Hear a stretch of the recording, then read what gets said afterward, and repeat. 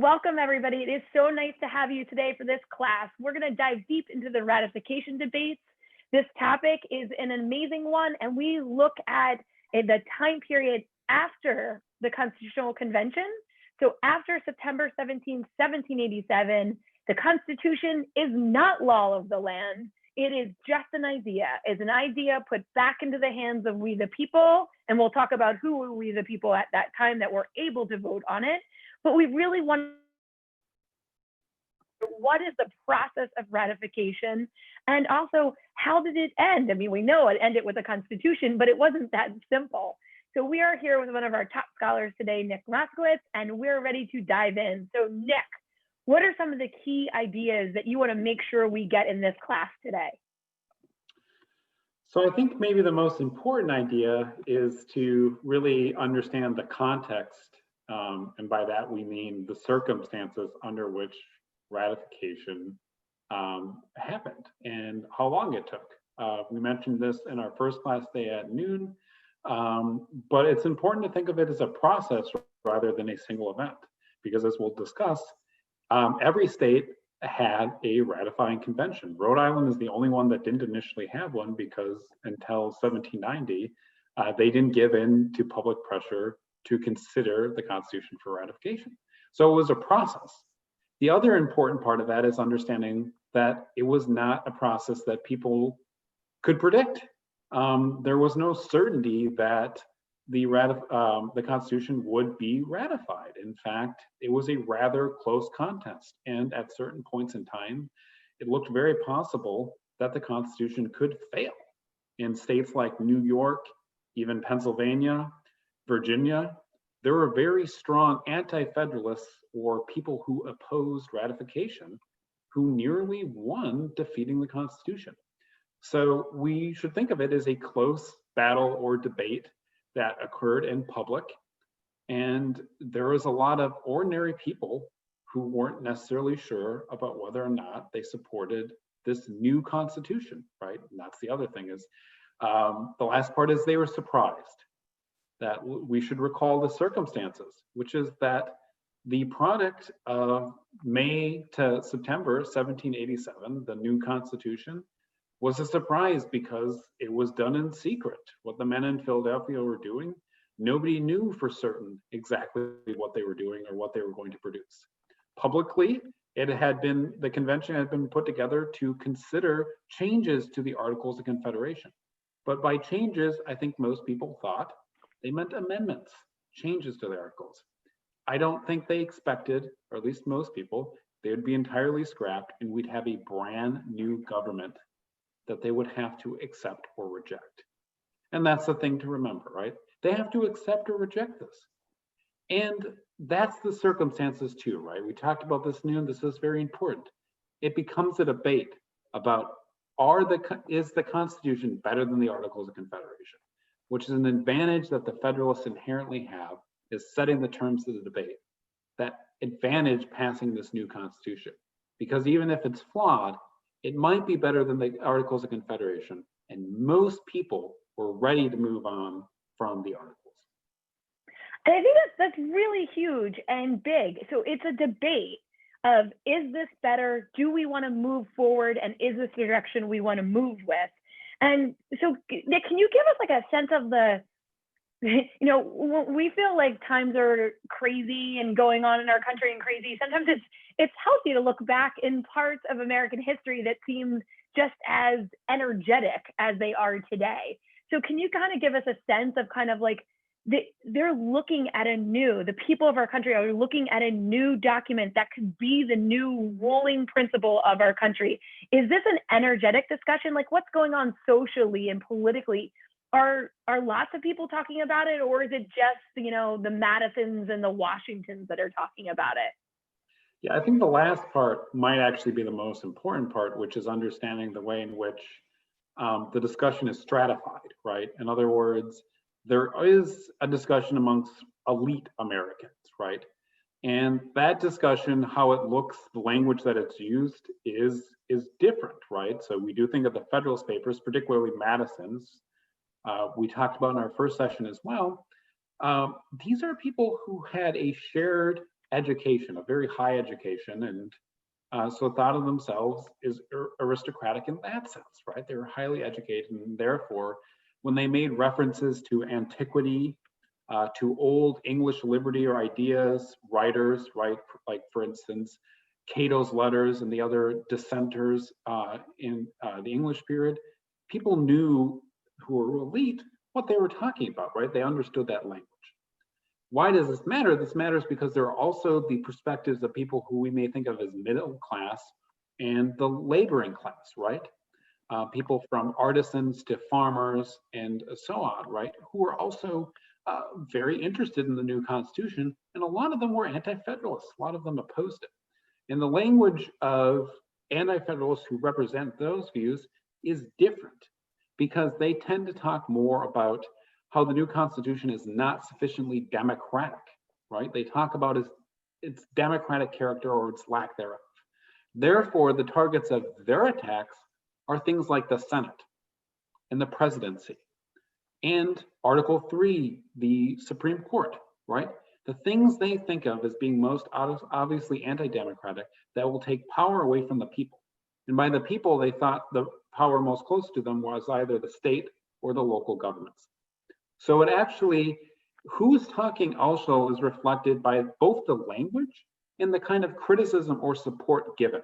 So it's important actually to use that as a frame for understanding both this larger discussion, Federalists, Anti-Federalists, and the ways in which it's not just one monolithic group of people, right? It does actually depend also on who's talking and what language they're employing. So we have the Federalists that are for the Constitution and the Anti-Federalists that are against the ratification of the Constitution, adopting that Constitution.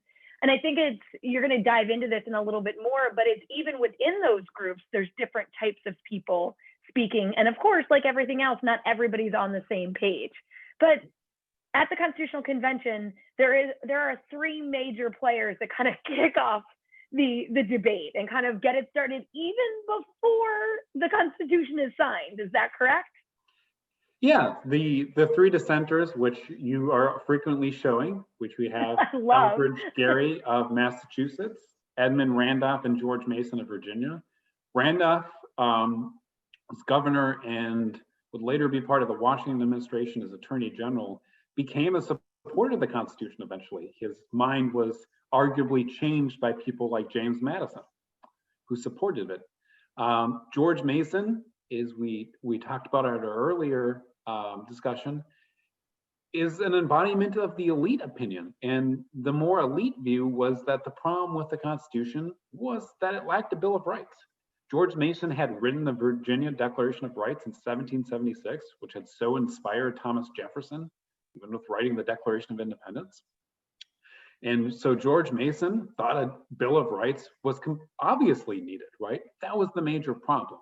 Yes, the central government was probably too powerful, but a lack of Bill of Rights was the primary problem. And the difference here, of course, is also to see George Mason may have accepted a different version of the Constitution. There are other anti-federalists who fundamentally rejected it because the whole thing was a problem. That's also an important distinction. Elbridge Gerry, as I mentioned, he's from Massachusetts. He also talked about a lack of a Bill of Rights just 2 days before September 17th, when the Constitution was signed, right? So September 14th, September 15th, Mason and Gerry are still pushing a Bill of Rights, and they're arguing about the problems. So it's less surprising, right, that 2 days later, when it comes time to sign, they're unwilling to do so. Even Gerry gets up and Madison records in his notes that he's very sad about having to not sign it, but he just doesn't think he can do so. There are too many problems, and they have not been able to solve them, even at this very end where they've had so much debate. So those are our dissenters, and that's their main problem. Lack of a Bill of Rights. Okay, Yeah. So even though they dissent, and I love that they stayed and they protest in a way at the Constitutional Convention, looking very kind of grouchy, let's be honest, a little frustrated, totally Unlike Luther understandable. Martin, your friend Luther Martin, who leaves. Very good. You know, people got to remember, there's 75 people were invited to the Constitutional Convention. 55 showed up. Yep. 55 show up and they come and they go. Even Hamilton, everybody's favorite, he was gone for what, 6 weeks of the convention? For almost 2 months, because John Lansing and Robert Yates left. They would become anti-federalists. They weren't happy in July, at the beginning of July, with the Constitution that was being presented. They left. So there was technically not enough members for Hamilton to even stay. So they didn't constitute a, what's the word I'm looking for? A quorum? Quorum, yeah. Yeah. For sufficient. So he couldn't represent New York by himself. So Hamilton was frustrated. He had to leave. They didn't love his big idea for a secondary monarchy, but we won't go into that. President for life, senator for life? No? Yeah. Oh. So yeah, we love Hamilton, but we also fight his flaws. So we get to September 17th. These guys refuse to sign. 39 other signatures are on the document, and we get to the Constitutional Convention. 2 days after the Constitutional Convention, the Constitution is printed in the Pennsylvania Packet, a newspaper, and it is sold and distributed on the front lawn of the National Constitution Center. So if you're ever in our neighborhood, you can really think about that moment. We actually have one of these documents, and I love it because it's the first time the people get to see their document and decide if it's theirs. So from here, Nick, it goes to the states for ratification. So the way the word gets out is through the newspapers primarily. Yeah, so that's one source, and it's important to note that newspapers are mostly printed in large cities, and those large cities that have the newspapers, they're almost entirely controlled by Federalists. So in some states, the Anti-Federalists can't even get their essays printed. So that in and of itself is an advantage for the Federalists, but it also means, depending on where you live, your access to newspapers might be more limited. They might just be simply reprinting what the New York newspapers or Pennsylvania, Philadelphia newspapers have printed. Or it might be that in your town, somebody gets a copy of either a pamphlet version, so they would print pamphlets, not just newspapers. They might read them, right? You might have a reading of the Constitution, no different than in 1776, you had public readings of the Declaration, right? Most people could read, but you would still have public readings because not everybody can access the text themselves, right? And the other way is people get together. They go to taverns, they go to bars, they find places where they meet and they discuss, or they hear people loudly speak either their support or their opposition, just as they had during the Revolution, right? So there are other means too by which people are talking about this. And I think, as we discussed in our earlier session, that's important, right? Is that even if you don't have a large voice in these state ratification conventions, nor did you in Philadelphia, you care about the new Constitution. That's a new form of government. It affects you, right? You care about what kind of powers it has, what rights it might protect, how it may expand democracy or not, right? Those questions are pretty fundamental, and therefore they're important to everybody, right? So I think it's worth noting that. So all this kind of hubbub is going around the country that each state is having ratifying conventions. We're going to dive into the Anti-Federalists first, because nobody ever talks about the Anti-Federalists enough in my opinion. But I did ask everybody in the chat, and I just want to do a poll. Who was the first state to ratify? I know Craig knows the answer because we talked about this at 12 o'clock. But I see Michelle's already got an answer in there. Anybody else? Who was the first state to ratify the United States Constitution? And then, Nick, you can tell us, it wasn't an easy battle, was it? It wasn't like 1, 2, 3, 4, like dominoes falling down. Yep, they got it. Yep. Delaware. So a couple states early on were pretty quick. And Delaware is one of them. Connecticut is not much of a battle. Some of the southern states actually aren't much of a battle. We mean the deep South states like South Carolina. North Carolina is very contentious. South Carolina is not. You may think that's interesting, just as a note of, did they think they got a good enough deal for protecting their interests? Perhaps they did. But in any case, it's not much of a battle there, or in Maryland, for instance, right? A border state. Or at least later what we'll call a border state. Where are the big battles? New York, Pennsylvania, Massachusetts, and Virginia, before North Carolina, who doesn't even actually ratify the Constitution till after the new government is formed, till 1789. And as I noted earlier, Rhode Island, they'll be forced into it and they won't ratify until the spring of 1790. And by that point, we'll be discussing a Bill of Rights. So they didn't even have representation right away, right? So a couple states do actually ratify quickly, but then the battles start taking place. And that's because in a lot of these states, there is significant anti-federalist force. In New York, for instance, the anti-federalists appear to have the majority, in fact, because the governor, George Clinton, is actually an anti-federalist himself. So there's prominent New York leadership that is opposed to this. The anti-federalists, as I noted earlier, it's important to understand that they're not monolithic. There's not just one anti-federalist view. So it depends on whether or not they're elite, middle class, or laboring. And the real important distinction there is you move from the top to the bottom, you see an increasing desire for more direct democracy. So the middle class and the plebeian or laboring anti-federalists emphasized a need for more direct democracy in the way in which they thought the new Constitution was undemocratic, right? So I noted that meant that the Senate, the Supreme Court, the federal courts generally actually under Article 3, and the presidency were prime targets. So yes, they thought the new government was too strong and that it took away power from the state governments, but they are also very specific about which sections they thought were bad and the ways in which there was a lack of separation of powers, and therefore they would consolidate power, right? That was the theory, is not only are these undemocratic and troubling, and they start out with a lot of power, but they will work together to consolidate more power in that central government for themselves and eventually destroy the state governments and become a tyrannical force, right? That's what they saw, right? Is that the judges, the Senate, and the presidency, that was their fear. They would work together to take away power from the people. So we mentioned this last week. I think it's worth reiterating. That's where popular sovereignty comes in, right? They're having a debate about, essentially, is this really a government of we the people? And is it sufficiently democratic? Does it represent people the way it should represent them, right? Representation is a big issue, right? And Kerry is showing you a couple slides there. I noted some of the makeup of these people, but it's important, right?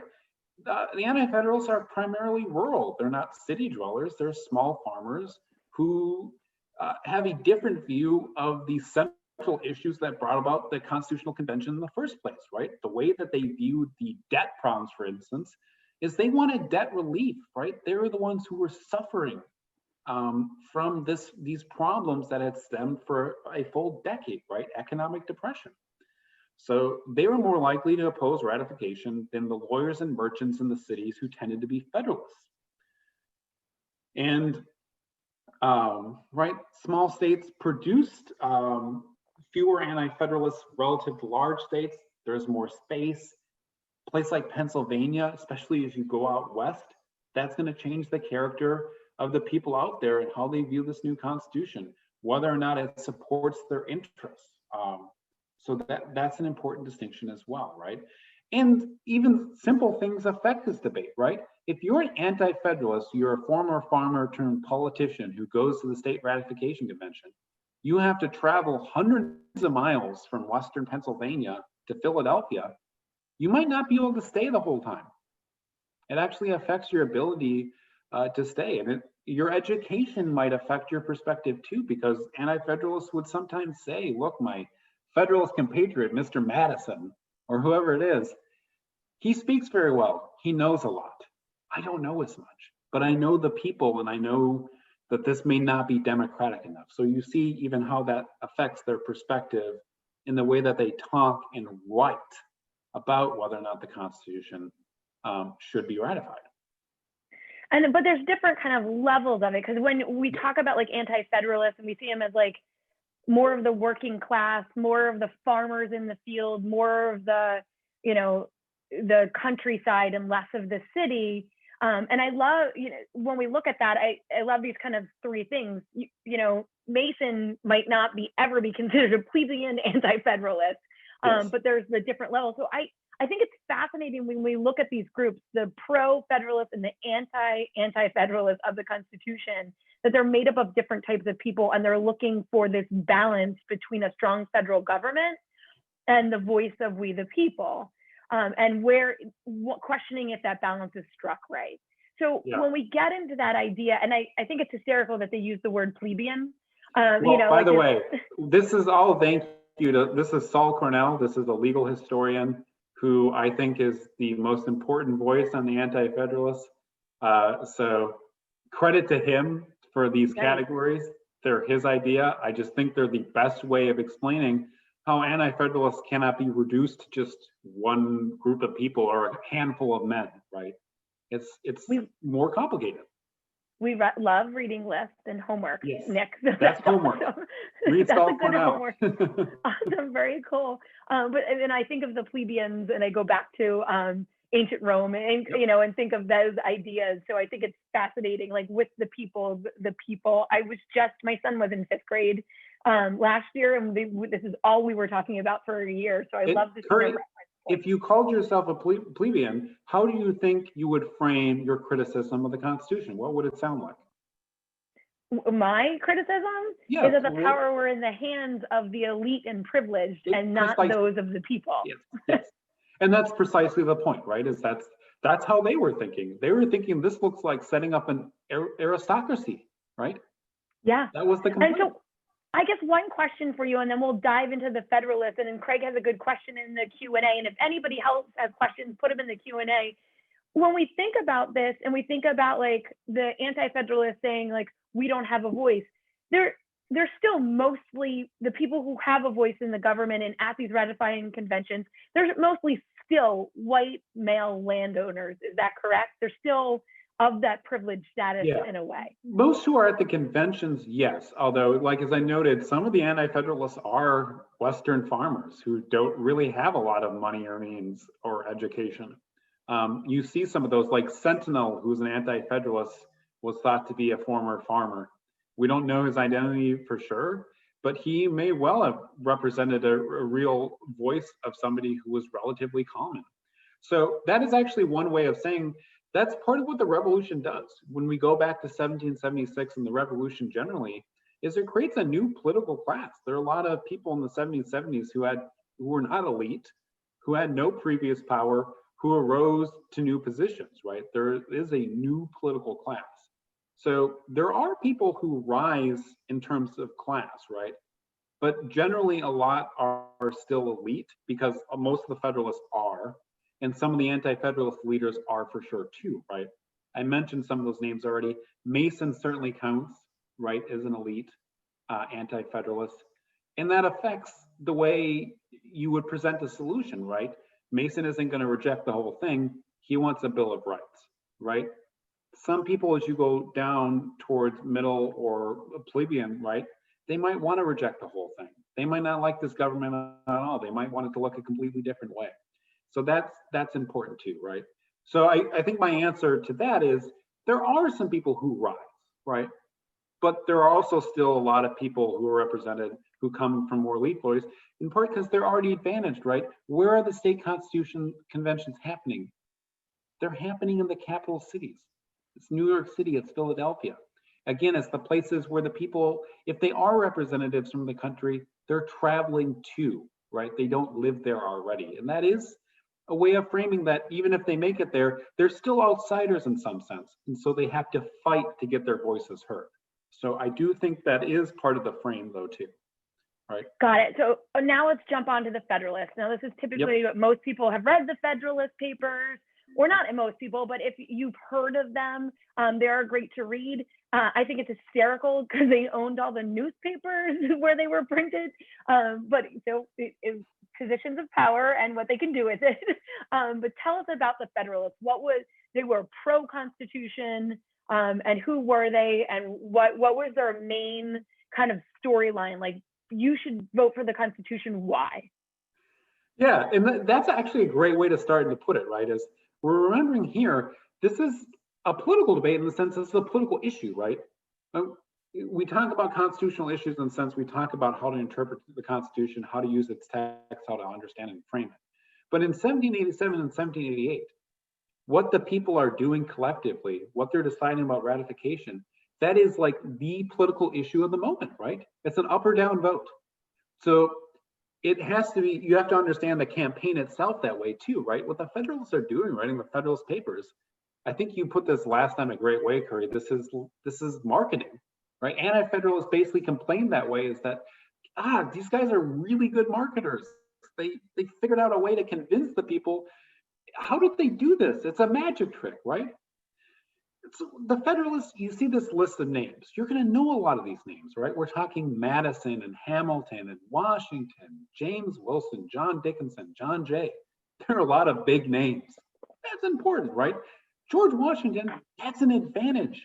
The hero of the Revolution supports the Constitution. He was the president of the Constitutional Convention, right? The two most famous Americans of their day, Washington and Franklin, are supporters. Franklin himself criticized parts of the Constitution at the convention. He was quite active, actually, despite the fact that he was in his 80s and could barely move. But at the end of the day, September 17th, Franklin gives one of the few speeches on the last day. He has the last word. And Franklin essentially says, look, there are still problems with this, but this is an improvement. This is the best we can get. And it is a good Constitution. And it will solve the problems we cannot solve under the Articles of Confederation. And that is the setup, right, Kerry? It is that, look, you're not wrong. There are some issues here. It is not a perfect Constitution, but it is a good one, and it's better than the Articles of Confederation. Can we not all agree that the Articles are bad and should be replaced? And you can see how that is a different debate than whether or not the Constitution itself is the government we want, making it about whether or not it is an improvement upon something that most people thought was a problem, right? And what they do, and if you guys don't know about Shays' Rebellion, look into it. They literally take Washington and say, ooh, we have him, and then say, do you want to go back to Shays' Rebellion? You want to go back about how bad that was? So like, it's that like good cop, bad cop. And like, these are three of the guys that play that. Like, and who's Washington going to be, right? He's going to be the first president. Everyone knows that. Why does that matter? Had him in their house, yeah. Because if the Anti-Federalists say, hey, one of the problems here is Article 2, look at how much power the president gets. Can you imagine this? Who might be president? Who might be elected? We can't trust them. People could, they're thinking of all these problems. And the Federalists have the best comeback ever, which is, well, but don't worry about that. We know who the first president's going to be. It's going to be George Washington. It's going to be great. He's going to set up everything. Just don't worry about it, right? You can sort of summarize what the Federalists are doing in that way is, look, we hear your complaints, but don't worry about that. It's good. This is a good Constitution.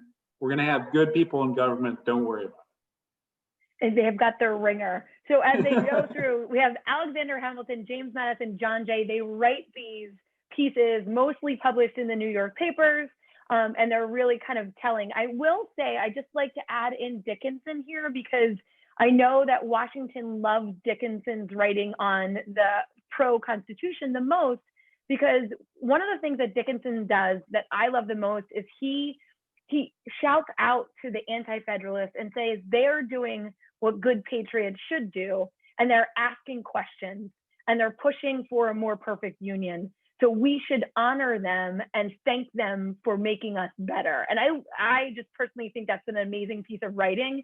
And that's what Washington talks about. He's like, this is the one you should read. This is the one that really brings us. So Dickinson starts to bring people back together with his writing that are a part of the Federalist Papers. But who's the big writer in this? Whereas Hamilton is more like, did you see what these fools said? Did you read their arguments? Let me tell you the 10 different ways they are absolutely wrong. He writes the bulk of the writing, correct? It's like 53, 29, and 5, I believe is the split. That's their baseball stats. John Jay does not write very many. He writes a couple at the beginning. It's mostly Madison and Hamilton. And Madison essentially has a flurry in the middle where he writes a whole bunch in a couple of weeks. So you see, especially from Federalist 39 to I think roughly 53, Madison writes a whole bunch, and really they're about theory. Madison is really into political theory, and he's looking back to both ancient Rome and Greek, but certainly English liberty and European concepts and Enlightenment, and he's arguing that the Constitution improves on it. It learns from it, but it actually does better. And we're going to create this larger republic that isn't going to have some of the problems that previous attempts at republics or forms of democracy have had. So Madison's talking about that. So I don't think I knew this, but Jay got sick. Toby shared that Jay got sick, and Scott shared that Jay could not write because he was injured in the doctor's riot in Manhattan. I think that yes, this sounds right, that Jay was incapacitated. John Jay was also a target because John Jay has two treaties people didn't like. One in 1784 and then one in 1794, and both of them were disliked. So John Jay also is a figure was disliked by many people, although that was part of the hope Federalists had is, hey, if we have a stronger national government, we can negotiate better treaties because the European powers will take us seriously. We can actually put an army together. We can tax people. We can have finances. We can support the economy and trade the way we couldn't before, right? That was actually part of their argument. It's like, hey, if you don't like treaties like that, the only way to get a better one is to actually have a sufficiently strong government. People take us seriously, right? So Hamilton, as I noted, Hamilton sounds a little more like a lawyer, right? He's deconstructing those arguments, telling you, look, I heard what the Anti-Federalists said. I read them. They're wrong. Let me tell you exactly and break down through the Constitution, piece by piece, what it is going to do and why it's going to be better, right? So you can, that's the kind of fundamental differences between Madison and Hamilton, what they're doing. So the debate is going on, raging around the country. I love to like set this up like a soap opera because it feels like it. There's a lot of excitement. There's a lot of energy. It is not a done deal. There's a big lull in ratification. There's like a bunch of states and then nothing. And then Massachusetts starts to move and other states start to move. What is one of the big linchpins that kind of moves the needle forward, and finally the Federalists say, okay, this is going to be a deal? And not to say like they made a backroom deal, but there's a deal that if you ratify the Constitution, this will happen next. Yeah, so we're talking about the Bill of Rights, and Massachusetts, there's a stalemate there, and actually John Hancock is the president of that constitutional convention. Yes, the John Hancock, and Hancock's not sure about the Constitution himself, but he comes around to it. But there's almost a stalemate there, right? There's a lot of anti-federalist opposition. One of the ways they come around to it is say, look, here's what we're going to do instead. We're going to have conditional ratification. What do they mean by conditional? They mean we're ratifying, but we're going to send them a set of conditions. That big condition is we ratified this, but under the understanding you are going to consider the following amendments or changes to the Constitution, right? And that demand looked, yes, like a demand for a Bill of Rights, that the first Congress will take action on this and make changes, right? States start to follow from there. And one of the reasons states start to do this is they do the math as well, right? They start to see, look, it's not going to take many states from here to get to 9 of 13, which is what is required for ratification. New York in particular has this problem, right? I mentioned they have a lot of anti-federalists. They wait till June of 1788 to really start their convention. What's the problem with that? Well, New Hampshire is the 9th state. That's June 21st, 1788. So New York knows there's a lot of opposition here, but we're running out of time. So what can we do with this opposition? Well, we can demand the rights. We can list them and say the ones that we want. Virginia reaches that point too. We mentioned this in the previous class. Patrick Henry is the leader of the Anti-Federalists there. The great Patrick Henry, the venerated orator.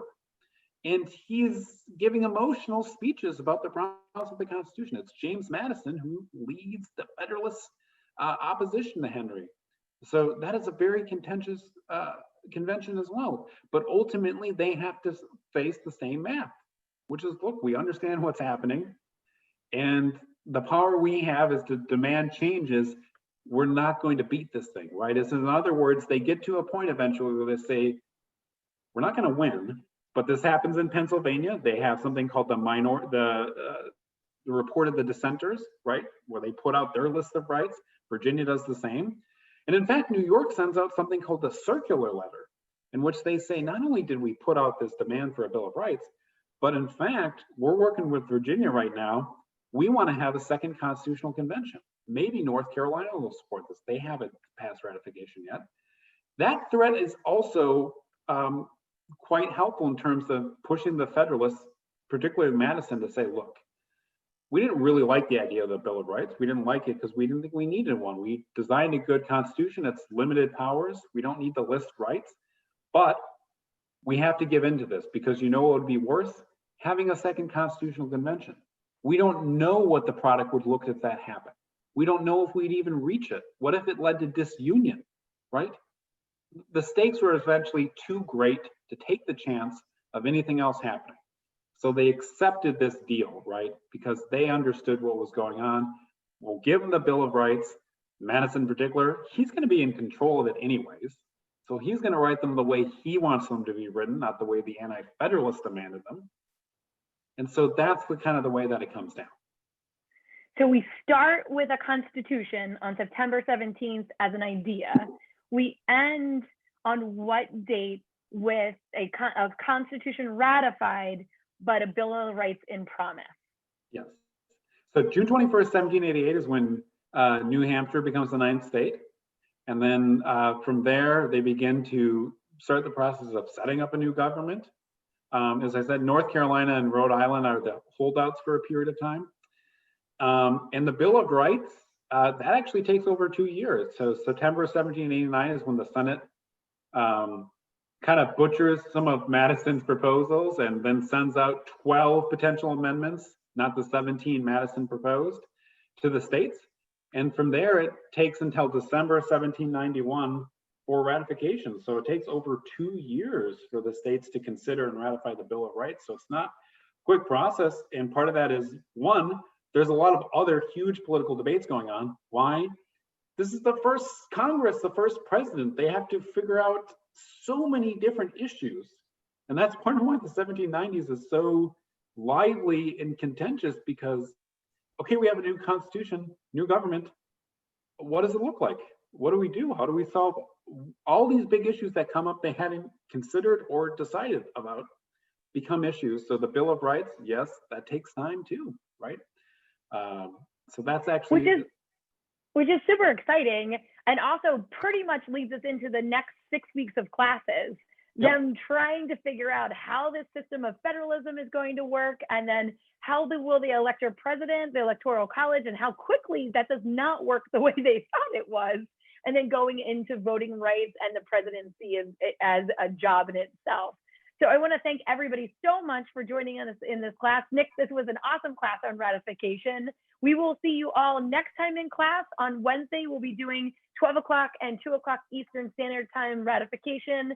And then on Friday, we are having a special session about Ruth Bader Ginsburg with Jeff Rosen. So please join us at Friday at 1 p.m. Nick, thanks so much.